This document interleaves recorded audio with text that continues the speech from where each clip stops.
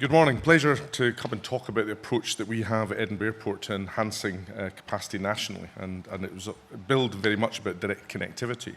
And of course, it's always been our belief, and perhaps the bleeding obvious, that direct connections are what passengers would always choose if they had that choice. And it's certainly in the best interest of our airport business development if we're focusing on delivering what passengers want and as much direct connectivity as possible. But we also acknowledge that even with that growth in connectivity, hub connectivity is to access markets that will not be viable for, at least for the foreseeable future, is still going to be needed. But that hub connectivity we're looking at has always been focused on the many hub model. And the reason for that is partly because the hubs serve major destinations of themselves, and I'll come on to some of them that we've been successful with. But it's mostly because the different airline hubs offer different connectivity, either in terms of destinations, in terms of travel times, or indeed both. And of course, by having many hubs, you have price competition as well, which is a great driver of demand. But also, we keep going down the many hubs route because 40 years tells us that a reliance on a congested London capacity is pretty much folly. Connectivity over the last few years has dropped, and reliability of a congested Heathrow is poor, where Scotland is typically one of the early losers when we've got limited slots through disruption or weather events. And regrettably, that third point, based on last week's announcement, is likely to grow in importance over time, unless the government really does put deliverability and pragmatism at the heart of it, because we see no way of overcoming the political and environmental challenges that have stopped Heathrow. And I'm sort of reminded of Einstein's definition of insanity, about keep doing the same thing and expecting a different outcome. But what does the strategy that I've talked about deliver for Scotland and for Edinburgh Airport?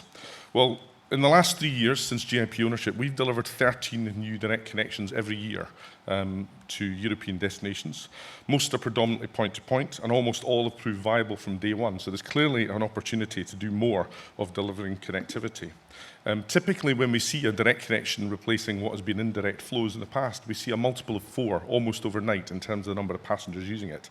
And a great example is Hamburg, that opened in 2013 with EasyJet, where we actually saw a 10-fold increase in the number of people that were travelling between the Hamburg region and Scotland, where previously, despite it being quite a close market in terms of distance, was poor for connectivity, and where there's a natural affinity between these markets, Germany and Scotland, for both business and for leisure.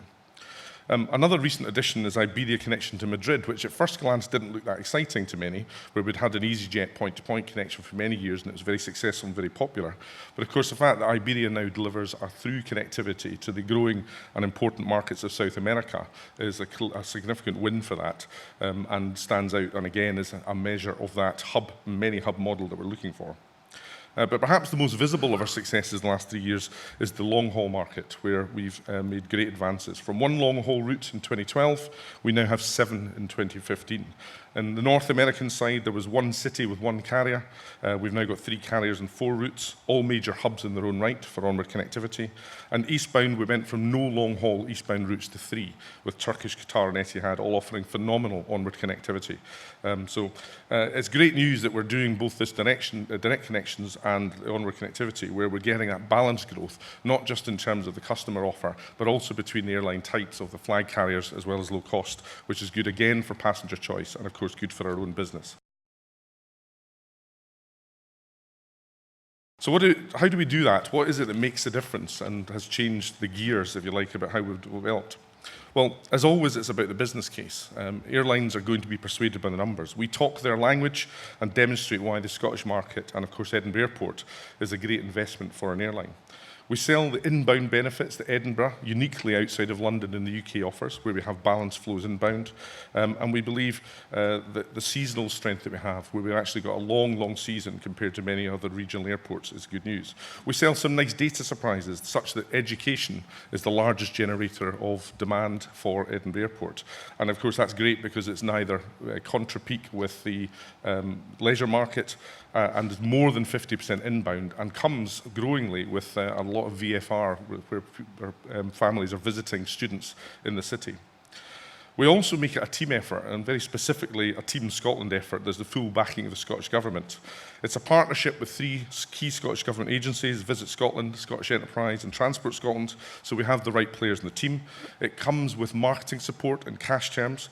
It is limited by state aid, so the sums are not massive in terms of making a real difference to non-viable routes, for example, but do rather show a willingness to share that risk and reward of the major investment that a new route operates. And perhaps as importantly, it's a strong and visible political support that assures airlines that they're going to be welcome and they're going to be supported when they get here. And to my colleagues in the South East, that's what political leadership looks like in the aviation market. And finally, we'll have another big benefit to sell in the not too distant future.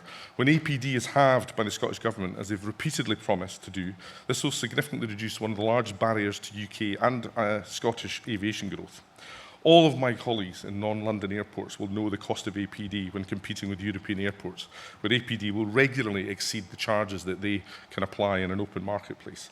And of course, will always dilute any commercial offers that you can make in trying to entice an airline to choose a UK airport over a European competitor. In the case of long-haul routes, the effect is amplified. APD in Edinburgh for a long haul, even at economy level, is more than 4 times my tariff charges. So even if I discount heavily, I can barely move the needle in terms of the impact on overall cost. So in short, APD reduction offers the largest single opportunity to release the non-London airports from the fiscal shackles that we've had, and would be a huge transfusion into this opportunity to make more of that market that can make use of capacity that we have around the country and our ability to respond to it.